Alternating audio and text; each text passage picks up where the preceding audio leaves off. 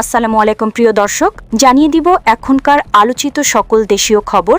শুরুতেই জানিয়ে দেব সংবাদ শিরোনামগুলো। হাদি হত্যাকাণ্ডের প্রধান অভিযুক্তরা এখনও আইনের আওতার বাইরে পৌঁছেন জামাত আমির। বিএনপি সভায় আওয়ামী লীগ নেতার জয় বাংলা স্লোগান, ভিডিও ভাইরাল। জানাবো রাস্তায় রাস্তায় পুলিশ, বিজিবি, সেনাবাহিনী নিরাপত্তায় মোড়ানো ঢাকা। তারেক রহমানের আকাশচম্বী জনপ্রিয়তায় বাড়ছে নিরাপত্তা ঝুঁকি। এবং সর্বশেষ জানাবো নারায়ণগঞ্জে বিএনপি দুই পক্ষের সংঘর্ষ, ককটেল বিস্ফোরণ, আহত 10। প্রিয় দর্শক, এতক্ষণ দেখছিলেন সংবাদ শিরোনামগুলো, এখন জানাবো বিস্তারিত খবর। হাদি হত্যাকাণ্ডের প্রধান অভিযুক্তরা এখনও আইনের আওতার বাইরে, বলছেন জামাত আমির। শহীদ শরীফ ওসমান বিন হাদি হত্যাকাণ্ডের মামলার অভিযোগপত্র দাখিল হলেও এর প্রধান অভিযুক্তরা এখনও আইনের আওতার বাইরে রয়ে গেছেন বলে অভিযোগ করেছেন বাংলাদেশ জামাতে ইসলামের ডা শফিকুর রহমান। তিনি বলেন, কেবল গ্রেপ্তারই যথেষ্ট নয়, এই হত্যাকাণ্ডের পেছনে কোনো সুদূরপ্রসারী ষড়যন্ত্র রয়েছে কিনা তা খুঁজে বের করা জরুরি। ডা শফিকুর রহমান তার স্ট্যাটাসে বলেন, আমাদের অত্যন্ত স্নেহের সন্তান এবং রাজপথের পরীক্ষিত সহযোদ্ধা শহীদ শরীফ ওসমান বিন হাদির ইন্তেকাল আজও আমাদের ব্যথিত ক্ষুব্ধ করে। একটি সম্ভাবনাময় প্রাণের এভাবে চলে যাওয়ার যে শূন্যতা তৈরি হয়েছে তা অপূরণীয়। অত্যন্ত দুঃখের বিষয় এই যে মামলার অভিযোগপত্র দাখিল হওয়া সত্ত্বেও এই বর্বরোচিত হত্যাকাণ্ডের প্রধান অভিযুক্তরা এখনও আইনের আওতার বাইরে রয়ে গেছে। আইন শৃঙ্খলা রক্ষাকারী বাহিনীর সক্ষমতা ও দায়িত্বশীলতা নিয়ে প্রশ্ন তুলে তিনি আরও বলেন, অভিযুক্তরা দেশের অভ্যন্তরে আছে নাকি সীমান্ত অতিক্রম করেছে সে বিষয়ে অস্পষ্টতা বা বিভ্রান্তিকর বক্তব্যের সুযোগ নেই। যদি তারা পার্শ্ববর্তী দেশ ভারতে বা অন্য কোনো দেশে অবস্থান করে থাকে তবে সরকারের উচিত কূটনৈতিক পদক্ষেপের মাধ্যমে দ্রুত তাদের দেশে ফিরিয়ে এনে বিচারের মুখোমুখি করা। বিএনপি সভায় আওয়ামী লীগ নেতার জয় বাংলা স্লোগান, ভিডিও ভাইরাল। শরীয়তপুরে বিএনপির এক মতবিনিময় সভায় ইউনিয়ন আওয়ামী লীগের সভাপতি জয় বাংলা জয় বঙ্গবন্ধু স্লোগানের একটি ভিডিও সামাজিক যোগাযোগ মাধ্যম ফেসবুকে ভাইরাল হয়েছে। এ নিয়ে রাজনৈতিক অঙ্গনে আলোচনা সমালোচনা চলছে। এ সময় মহিষার ইউনিয়ন আওয়ামী লীগের সভাপতি রফিকুল ইসলাম চৌকিদার তার একক বক্তব্যে বলেন, উন্নয়ন হতে হলে আগামী নির্বাচনে বিএনপির মনোনীত প্রার্থী অপু ভাইকে ধানের শীষে ভোট দিয়ে জয়যুক্ত করুন, কারণ তিনি তারেক রহমান তথা জিয়া পরিবারের একজন ঘনিষ্ঠ ব্যক্তি।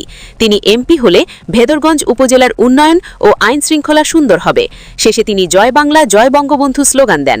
রফিকুল ইসলাম চৌকিদারের জয় বাংলা জয় বঙ্গবন্ধু স্লোগানের ভিডিওটি সামাজিক যোগাযোগ মাধ্যমে ছড়িয়ে পড়লে স্থানীয় রাজনৈতিক অঙ্গনে আলোচনা সমালোচনা তৈরি হয়েছে। রাস্তায় রাস্তায় পুলিশ, বিজিবি, সেনাবাহিনী নিরাপত্তায় মোড়ানো ঢাকা। তারেক রহমানের আকাশচম্বী জনপ্রিয়তায় বাড়ছে নিরাপত্তা ঝুঁকি। সাবেক প্রধানমন্ত্রী বেগম খালেদা জিয়ার জানাজা ও তারেক রহমানের আগমনকে কেন্দ্র করে বাংলাদেশের ইতিহাসে দুটি জনজমায়েতে কোটি মানুষের নিরাপত্তা সেনাবাহিনী, পুলিশ, বিজিবি সহ অন্যান্য সংস্থা ইতিহাস সৃষ্টি করেছে।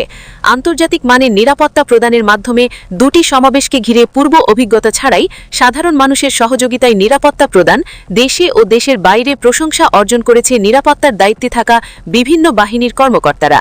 রাজনৈতিক বিশ্লেষক এবং নিরাপত্তা বিশ্লেষকরা মনে করছেন, খালেদা জিয়ার জানাজা ও তারেক রহমানের আগমনকে কেন্দ্র করে জনতাকে সামলানো কঠিন সমীকরণটি এখন থেকেই গভীরভাবে ভাবনার দাবি রাখে।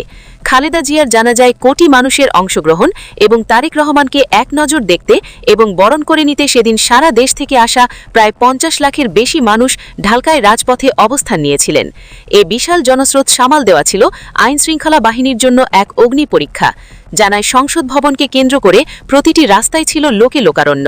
অন্যদিকে তারেক রহমানের আগমনকে কেন্দ্র করে বিমানবন্দর থেকে গুলশান পর্যন্ত পুরোটা রাস্তায় বিপুল জনসমাগম যখন কোনো নির্দিষ্ট পরশকাল মানে না, তখন নিরাপত্তা ব্যবস্থা বিঘ্নিত হওয়ার প্রবল আশঙ্কা থাকে।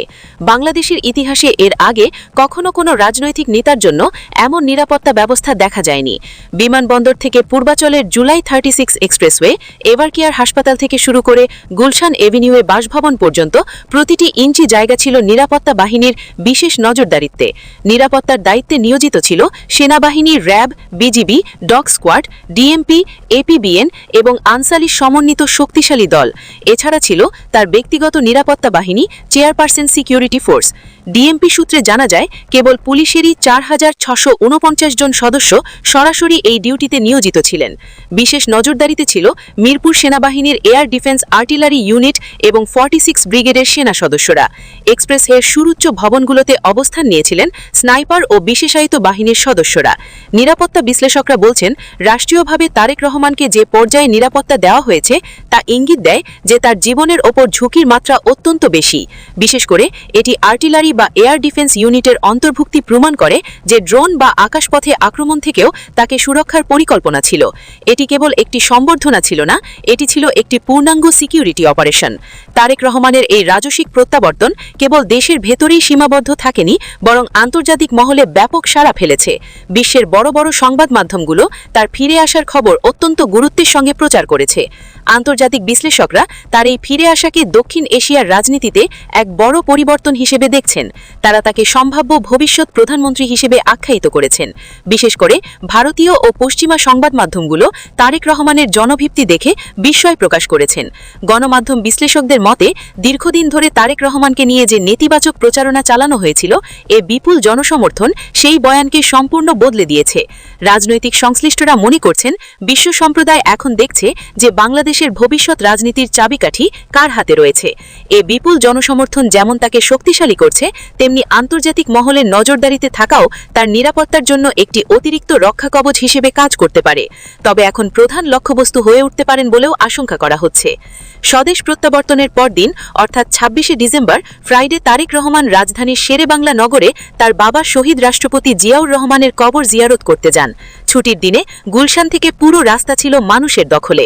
তিনি দেশে ফেরার প্রথম দিনের মতোই লাল সবুজ রঙের বাসে দাঁড়িয়ে নেতাকর্মীদের উদ্দেশ্যে হাত নেড়ে শুভেচ্ছা জানান।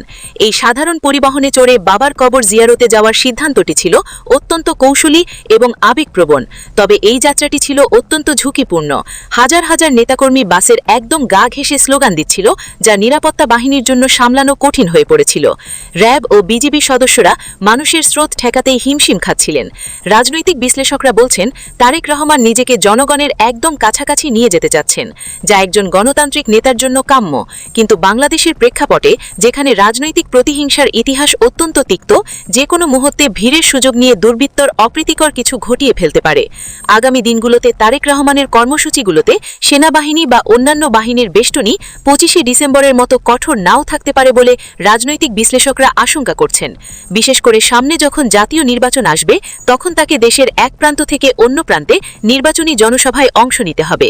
সেই সময় নিরাপত্তা ঝুঁকি বহুগুণ বেড়ে যাবে। নিরাপত্তা বিশ্লেষকরা কয়েকটি প্রধান ঝুঁকির মধ্যে উল্লেখ করেছেন।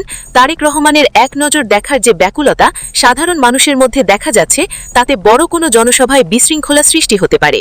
অনেক জায়গায় তাকে গাড়ি থেকে নেমে পায়ে হাঁটতে হবে। বুলেটপ্রুফ গাড়ি দিয়ে ঘেরাও থাকলেও পায়ে হাঁটার কয়েক কদম সময় তাকে অরক্ষিত করে তুলতে পারে।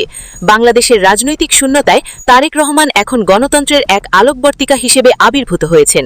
এই অবস্থায় যারা দেশে অস্থিতিশীলতা চায়, তাদের কাছে তিনি বড় টার্গেট। মাঠ পর্যায়ে রাজনৈতিক কর্মীদের আবেগ ও পেশাদার নিরাপত্তা বাহিনীর প্রোটোকলের মধ্যে প্রায়ই সংঘাত তৈরি হয়। নির্বাচনী জনসভায় এই সমন্বয় রক্ষা করা কঠিন হবে বলে তারা মনে করছেন। নিরাপত্তা বিশ্লেষকদের মতে, তারেক রহমানের জন্য এখন প্রয়োজন একটি স্ট্যাটিক নিরাপত্তার বদলে ডাইনামিক নিরাপত্তা ব্যবস্থা। অর্থাৎ তিনি যেখানে যাবেন সেখানকার পরিবেশ অনুযায়ী দ্রুত নিরাপত্তা পরিকল্পনা বদলাতে হবে। সিএসএফকে আধুনিক প্রযুক্তিতে আরও সুসজ্জিত করতে হবে এবং রাষ্ট্রীয় গোয়েন্দা সংস্থাগুলোকে কোনো দলীয় প্রভাব ছাড়াই তার নিরাপত্তা নিশ্চিত করতে হবে। প্রিয় দর্শক, এই ছিল এখনকার গুরুত্বপূর্ণ নিউজ। আরও গুরুত্বপূর্ণ নিউজ নিয়ে ফিরছি কিছুক্ষণের মধ্যে। নিউজগুলো সবার আগে দেখার জন্য এই চ্যানেলটি সাবস্ক্রাইব করে আমাদের সাথে থাকুন। ধন্যবাদ।